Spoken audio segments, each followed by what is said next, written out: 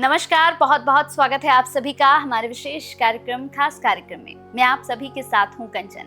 आज के अपने विशेष कार्यक्रम में बहुत ही विशेष महत्वपूर्ण विषय पर हम चर्चा करेंगे। ये विषय आप सभी से जुड़े हुए हैं। इन विषयों के बारे में एक रहस्य है और उस रहस्य से पर्दा हमें हटाना है। दरअसल बहुत सारी ऐसी चीजें इस वक्त चल रही हैं दर्शकों, जिन्हें लेकर लोग डरे हुए हैं और खास तौर पर तो जब माँ बगलामुखी का नाम आता है तो लोगों के अंदर डर हो जाता है। लोग सोचते हैं कि माँ बगलामुखी तंत्र मंत्र की देवी है और हमेशा लोगों का अहित करने के लिए ही उनकी साधना की जाती है। ऐसा लोगों के अंदर भ्रम है, लेकिन इसी से हम पर्दा उठाएंगे कि माँ भगवती कभी किसी का अहित नहीं करती है। वो हमेशा अपने बच्चों का, अपने भक्तों का कल्याण करती है। कैसे, इसी पर हम बात करेंगे। हमारे साथ हमारे खास मेहमान यहाँ पर जुड़े हुए हैं माँ बगलामुखी के परम साधक। वो एक प्रसिद्ध कथावाचक भी हैं। जब वो कथाएं करते हैं और उनके कथा श्रवण से ही लोगों का कहना है कि उनकी जिंदगी बदली है, उनके जीवन में बदलाव आया है। तो चलिए फिर उन्हीं के मुख से आज हम कई रहस्यों पर से पर्दा उठाएंगे। बहुत बहुत स्वागत है महाराज श्री आपका। जय माई की महाराज श्री। महाराज श्री, सबसे पहले तो मैं आज यही आपसे पूछना चाहूंगी, जैसे कि मैंने कहा कि बहुत सारे लोगों के अंदर ये एक भ्रम है कि माँ बगलामुखी मतलब तंत्र मंत्र की देवी और बर्बाद करने के लिए या फिर बांधने के लिए, जैसे आजकल बहुत चल रहा है कि उसका बिजनेस बांध दिया, उसका स्वास्थ्य बांध दिया, इन सब चीज़ों में बहुत ज़्यादा उनकी पूजा अर्चना की जा रही है। मेरा प्रश्न है कि अगर प्रेत योनि से हमें छुटकारा दिलाना हो, मुक्ति पानी हो, तो उसके लिए माँ बगलामुखी की साधना कैसे करें? कैसे करके प्रेत योनि से हमें मुक्ति मिलेगी? भगवती की जैसे कि अभी चर्चा हमारी चल रही थी कि कोई ऐसा कार्य नहीं है जो भगवती ना करती हो।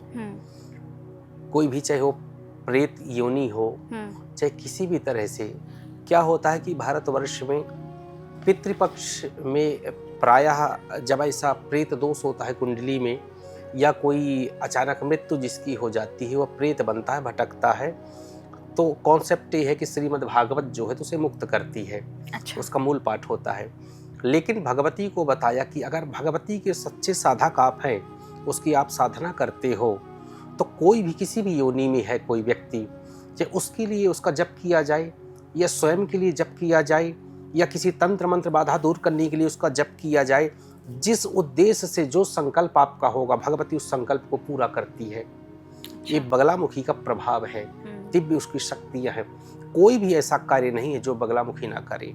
सब कुछ कर सकती हैं, सब कुछ सामर्थ्य है। सबको मुक्त भी कर सकती हैं, अपने धाम भी ले जा सकती हैं, समस्त बाधाओं को दूर कर सकती हैं, समस्त कामना को पूर्ण कर सकती हैं और भक्त को निर्भय बना सकती हैं। ये भगवती का चमत्कार है, उसकी कृपा है। माँ बगलामुखी के कितने शक्तिपीठ है महाराज श्री, और क्या पितरों का तर्पण वहां पर भी किया जा सकता है? नहीं, पितरों का तर्पण प्रायः वहाँ तो नहीं। कुछ विशेष स्थान है कि पितरों का तर्पण जो है तो गया इत्यादि में, त्र्यंबकेश्वर में, नागेश्वर और इत्यादि अन्य जगहों में किया जाता है। लेकिन माई के विशेष करके जो है तो जो हमारा है, जो मेरी भगवती है, वो दतिया जो पीठ है झांसी के पास है। बाकी दतिया के जो अलावा है, नलखेड़ा है और आपका कांगड़ा है और कामाख्या में भगवती है। वैसे छोटे छोटे कई पीठ बने हैं, लेकिन जो मुख्य रूप से सबसे बड़ा जो पीठ है वो दतिया है। अच्छा। और बाकी तो और आगर जिले में भी है, कांगड़ा जिले में भी है, यहाँ पीठ है। और भगवती दतिया में सिद्ध रूप से विराजिती है। जब देश में संकट आता है तो ये देश भगवती को पुकारता है। जैसे इंदिरा गांधी ने पुकारा था जब चीन का युद्ध हुआ था और वहाँ अनुष्ठान हुआ और अनुष्ठान सफल हुआ था वो। तो जब देश पे संकट आता है तब ये पीठ जो है एक्टिव होती है, अभी भी एक्टिव है। और निश्चित रूप से जब भी आगे भी कोई संकट होगा तो ये पीठ के साधक जो हैं जब तप में लग जाते हैं, देश का कल्याण हो, देशवासियों का कल्याण हो। और ये पीठ एक बार सबको जाना चाहिए। इस पीठ में आप जाएंगे तो देखें कितनी शांति है, कितना जप तप है, कितनी दिव्यता है, कितना सुंदर वातावरण है, कितनी कृपा उसकी है। और एक बार सबको जरूर जाना चाहिए। जिस घर में महाराज श्री सिर्फ महिलाएं हो, पुरुष नहीं हो, और पितृपक्ष में उन्हें तर्पण करना हो, तो क्या घर की महिलाएं, बेटी, बहुएं ये तर्पण कर सकती हैं? कई लोग कहते हैं कि समाज बदल रहा है तो हमें सोच भी बदलना चाहिए। शास्त्र में तो इसका थोड़ा सा निषेध है कि जो है माताएं अपना तर्पण या किसी का भी करें, तो विशेष थोड़ा सा निषेध है। लेकिन आज जो है, आज माताओं को देख लीजिए, वो शमशान घाट भी जाती हैं, अर्थी को कंधा भी देती हैं, तर्पण भी करती हैं। तो आज के परिप्रेक्ष्य में देखा जाए, आज के समाज को अगर हम स्वीकार करते हैं तो ये समाज, आज की महिलाएं बराबरी का पूरा दर्जा उन्हें दिया जाता है। पहले कहाँ जाती थी शमशान में, कंधा दे करके वो शमशान घाट जाती हैं। और दाह संस्कार भी आजकल महिलाएं करने लगी कि मैं करूंगी। ये हालांकि शास्त्रों में वर्जनीक है, कुछ प्रक्रियाएं नहीं करनी चाहिए। शमशान में तो जाना ही नहीं चाहिए, उनका हृदय कोमल होता है, देख करके डर जाएं, कभी ये हो जाए, बहुत सारे कारण हैं। लेकिन तमाम जैसे ऐसे तर्पण का भी है, थोड़ा सा वर्जनीक है, लेकिन आजकल सब कर रही हैं। तो हमें देखना है कि आज के समाज के अनुसार ये कर सकती हैं, लेकिन शास्त्र जो कहता है तो थोड़ा सा वर्जनीक है। इन चीजों से हमें बचना चाहिए। पितृपक्ष में महाराष्ट्री किन किन बातों को लेकर बहुत ज़्यादा सावधान रहना चाहिए? बहुत से लोग हैं जो कहते हैं कि पितृपक्ष में हमारे पितरों को जो अच्छा लगता है, क्या हम उन्हें वो सब कुछ दे सकते हैं? अगर हमारे पितृ जो थे, जब वो व्यग इंसान थे, तो उन्हें नॉनवेज पसंद था, उन्हें अल्कोहल बहुत पसंद था, तो क्या ऐसा है कि उनके श्राद्ध में या फिर ये जो पितृपक्ष चल रहे हैं उनमें हम ये सब कुछ उन्हें दे सकते हैं?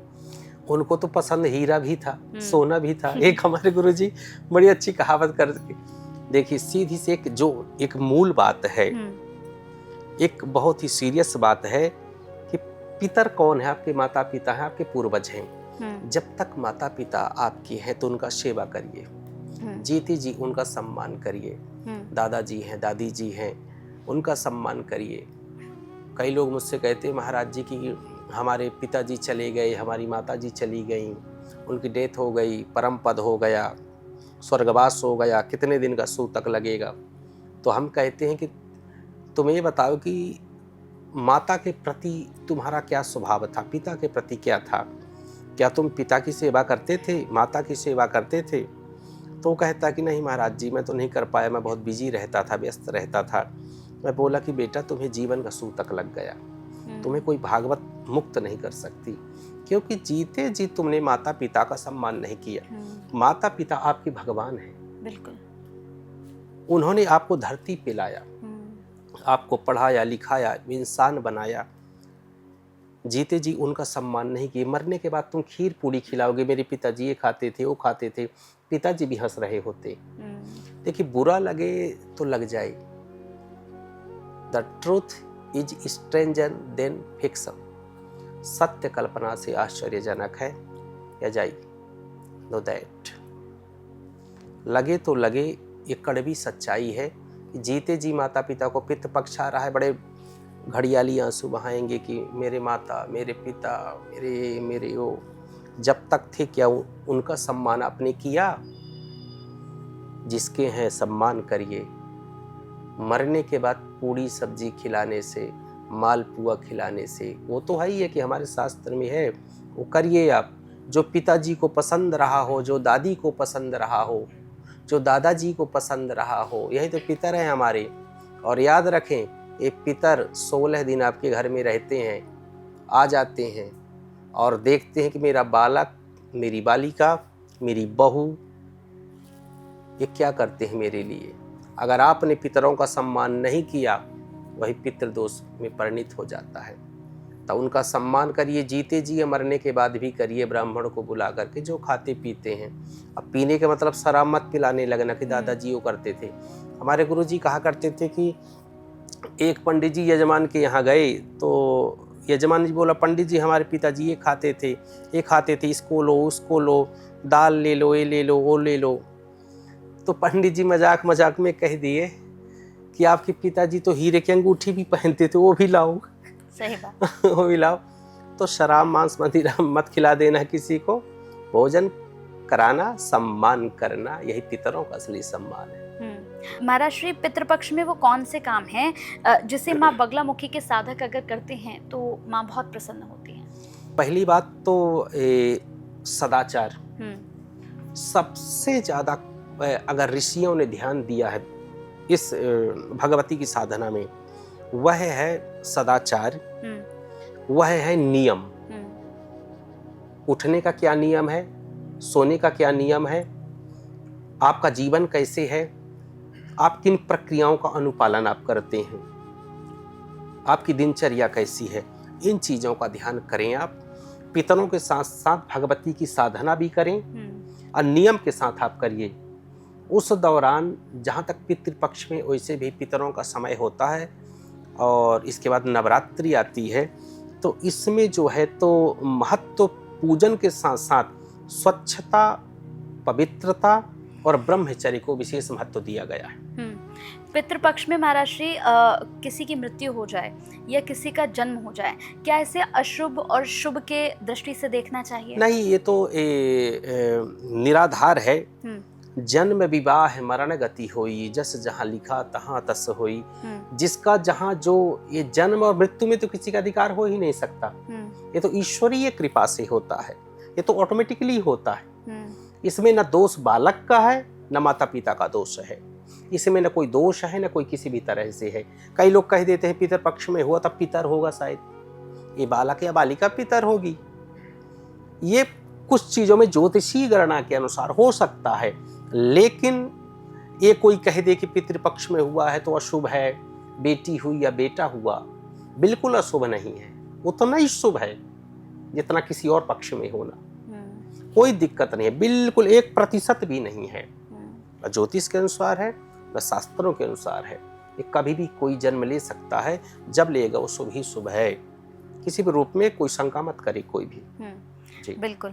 तो जितने भी लोगों के मन में देखिए पितृपक्ष को लेकर किसी भी तरह का भ्रम चल रहा था, या बहुत सारे लोग ये प्रश्न हमसे कमेंट के माध्यम से कर रहे थे कि भाई क्या पितृपक्ष में माँ बगलामुखी की साधना कर सकते हैं, जप कर सकते हैं, तो महाराज श्री ने बड़े खुलकर अपनी बातों को रखा है। और मैं हमेशा कहती हूँ कि एक सच्चे परम साधक की आपको ज़रूरत है। और जब मैं महाराज श्री के साथ बैठती हूँ तो मुझे लगता है कि आप लोगों को भी महाराज श्री की दिव्य शक्तियों को समझना चाहिए। उनको समझकर आपको उनके कहे मार्ग दर्शन पर, आपको उनके कहे मार्ग पर चलना चाहिए। क्योंकि हमेशा याद रखिएगा कि जीवन में बहुत ज़्यादा ज़रूरी होता है एक सच्चा गुरु। अगर आपके पास सच्चा गुरु नहीं है तो फिर आप जिंदगी में भटकते ही रहेंगे। बहुत अच्छा लगा महाराज श्री आपसे मिलकर। फिर अगली मुलाकात होगी और फिर मैं कई रहस्यमय सवाल आपसे पूछूंगी। जय माई की महाराज, जय माई की।